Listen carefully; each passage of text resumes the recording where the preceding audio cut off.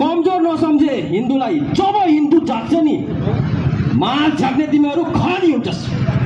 याद गर माल झाक्ने, याद गर मुसल्टेहरू तिमीहरू माल झाक्ने जति पनि छस् नेपालमा बङ्गलादेशबाट आएर बसेको मुसल्टे माल झाक्नेहरू जति पनि छस् भाग यहाँबाट।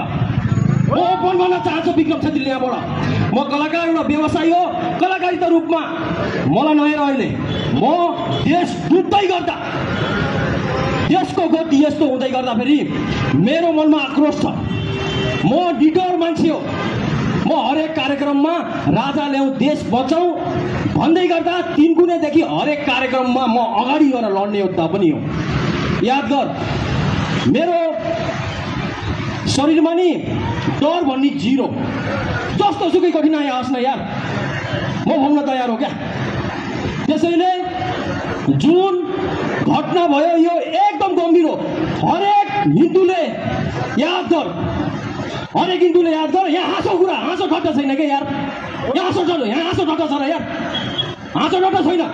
यहाँ पुलिस दाजुभाइहरूलाई भन्छु यहाँ हिन्दूहरू सबै हिन्दूहरू हो एकजुट भएर।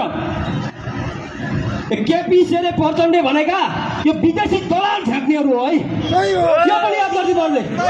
यो मुलाहरू जबसम्म हुन्छ नि देशमा देशले कहिले पनि शान्ति पाउन्न। नेभर नेभर शान्ति कहिले पनि पाउन्न। यो पुलिस दाजुभाइहरूले भन्नुहोस् यिनीहरूलाई लखट्न जरुरी छ, हामीलाई साथ दिनुहोस्, हामीलाई लाठी हान्ने होइन क्या। अस्ति त्यत्रो मैले यहाँ कार्यक्रम मैले देखेँ यहाँनिर माओवादी अथवा कसको कार्यक्रम हो केपी हयापर जसको सुकै होस् तिनीहरूलाई होत दिएर बसिराखेको छ यार। प्रहरी लाठी तिनीहरूलाई हान्के यार। तिनीहरूलाई तिनी झाक्नेहरूलाई मा झाक्ने सक्सेस भने होइन। राजावादीलाई जसले देशको हितमा चाहन्छ, जसले देशको हित चाहन्छ, जसले देश बन्न पर्छ है भनेर जुन जसले चाहन्छ नि त्यसलाई लहर्छस् तिमीहरू यार। त्यसलाई लहटी पिटी जाने मार्ने यो कदापि होइन। मैले फेरि यहाँ सुशीला कार्कीको सरकारलाई पनि भन्न चाहन्छु तिमीहरू भनेको अस्थायी सरकार हो।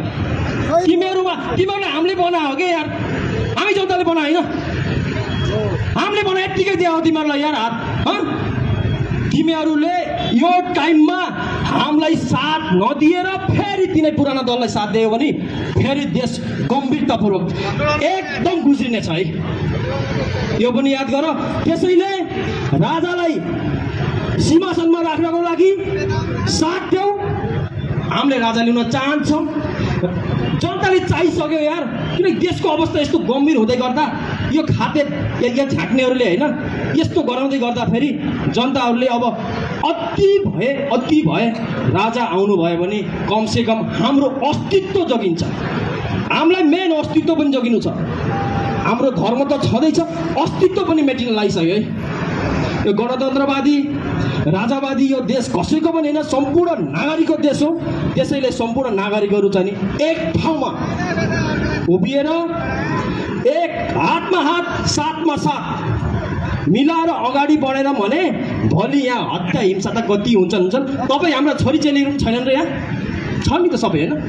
छोरीचेलीहरू जोगाउन यति गाह्रो पर्ने छ नेपाली जनताहरू। मैले यहाँबाट भन्न चाहन्छु यो कुरा याद राख है, याद राख। तिम्रो छोरीचेलीहरू कोही पनि रहनेवाला छैनन् यहाँ। त्यसैले यो सानो कार्यक्रम भए तापनि चान्चु नसम्झ। यो हाँसो ठट्टै होइन है, हाँसो होइन क्या यहाँनिर। हाँसो छ र यहाँ? हाँसो छैन नि यहाँ। सबैको मनमा आक्रोश छ, सबै चलन भएको छ। सबै चलन भएको छ क्या। किन म आज यस्तो मा झाक्ने भनेर बोलेँ? अति भयो, अति भएपछि खत्ती हुन्छ। म जे पनि बोलिदिन्छु भोलि। अझै योभन्दा सुन्नै नसक्ने शब्द पनि बोलिदिन्छु। के फरक पर्छ यहाँनिर? त्यसैले म अन्तिममा फेरि पनि भन्न चाहन्छु मुसल्टीहरूलाई यो तुरुन्त बन्द गर। जसले हत्या गरेको होस् त्यसलाई पनि त्यही हालतमा पुर्याउनु पर्छ, त्यही हालतमा पुर्याउनु पर्छ क्या। यहाँ कसैले पनि हिन्दूमाथि आँखा लगाउँछ भने माछ छ्याक्ने म छोड्नेवाला छैन है। म चाहिँ छोड्नेवाला छैन, जुनसुकै मुसल्टी होस् मारे हो भन्दै आजलाई मैले यति नै बोल्न चाहन्छु। यो विषयलाई गम्भीर रूपमा सम्पूर्ण हिन्दूवासीहरूले ल्याओस् है। मैले मात्रै नभएर सम्पूर्ण हिन्दूवासीले ल्याऊ। मैले भने फेरि पनि भन्छु हाँसो ठट्टा छैन यहाँ। जय श्री राम।